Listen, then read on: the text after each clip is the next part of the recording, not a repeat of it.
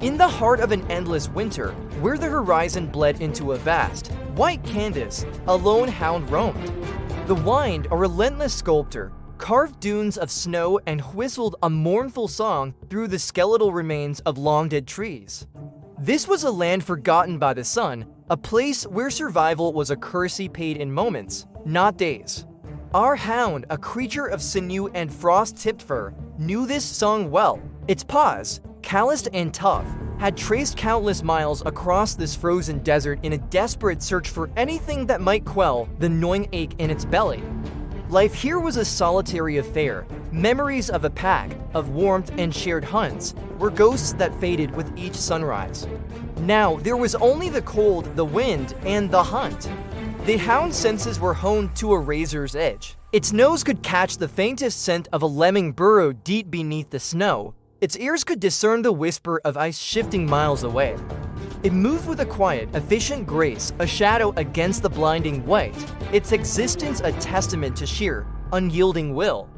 Days were a blur of tracking and digging, of fleeting successes and prolonged failures. Nights, however, brought a different kind of dread. When the pale light of the moon washed over the landscape, the world transformed. The snow seemed to glitter with an eerie, knowing light, and the silence grew heavy, pregnant with ancient secrets. It was on one such night, under the cold gaze of 1,000 stars, that the hound's world was set to shatter. It had found a meager prize, the frozen carcass of a snow hare, half buried near a massive glacial ridge. As it gnawed on the frozen meat, a tremor ran through the ground. It wasn't the familiar groan of shifting ice. This was different, deeper, a low, grinding sound, like colossal stones being dragged from the earth's core, echoed from beneath the hound's paws. It stopped chewing, muscles tensing, every instinct screaming danger. The ice before it began to heave and crack, not with the sharp snap of a fracturing surface, but with a slow, deliberate pulse. A shape, immense and nightmarish, began to rise from the depths. It wasn't flesh and blood, it was bone.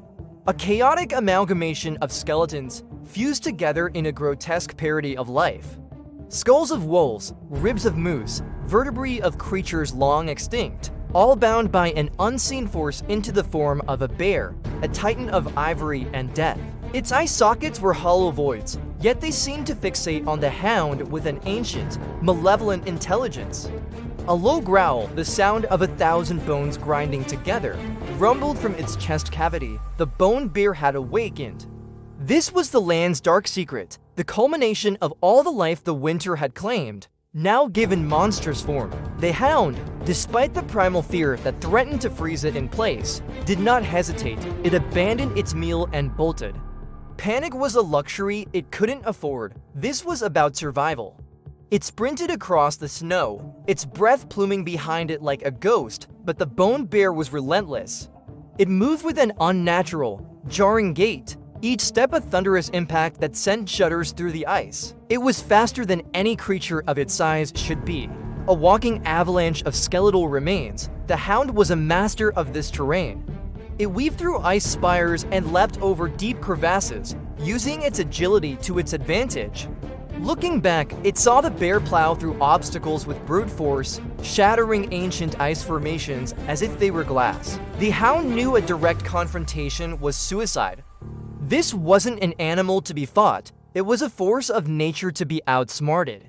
An idea born of desperation and instinct sparked in the hound's mind.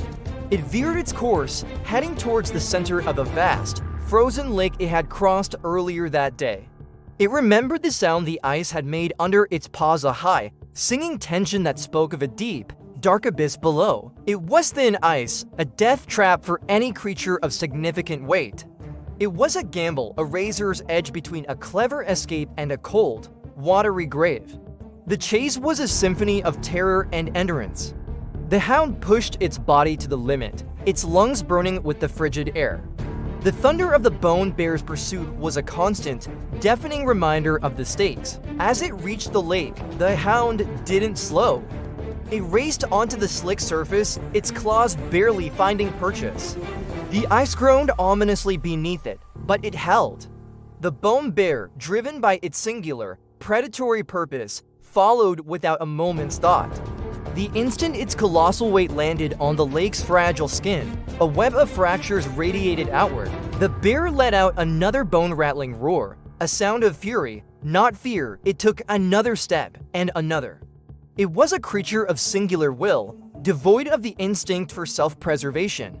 The hound, reaching the far side of the thinnest section, turned to watch. The bone bear took one final, lumbering step.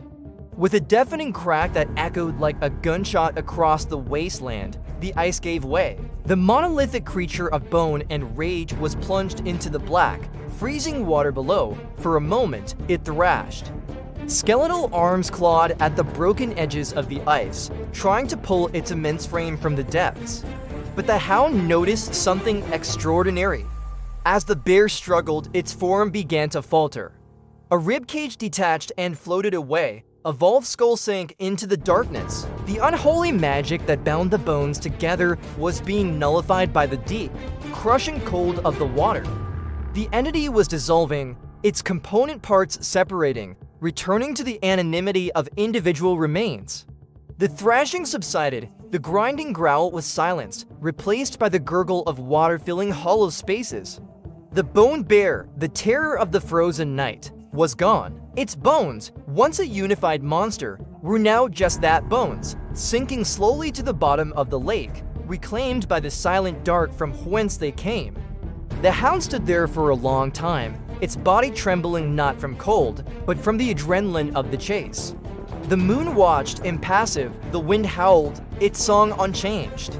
The wasteland remained as it always was, vast, cold, and unforgiving. Slowly, the hound turned and trotted away. It didn't look back. The night's ordeal had cost it a meal, but it had won something far more valuable, another sunrise. As it disappeared into the sweeping landscape of snow and shadow, it carried with it the knowledge that even in a land built on death, cleverness and courage could still carve a path for life. The hunt would continue, the struggle would endure, but for tonight, the lone hound had survived. It was enough.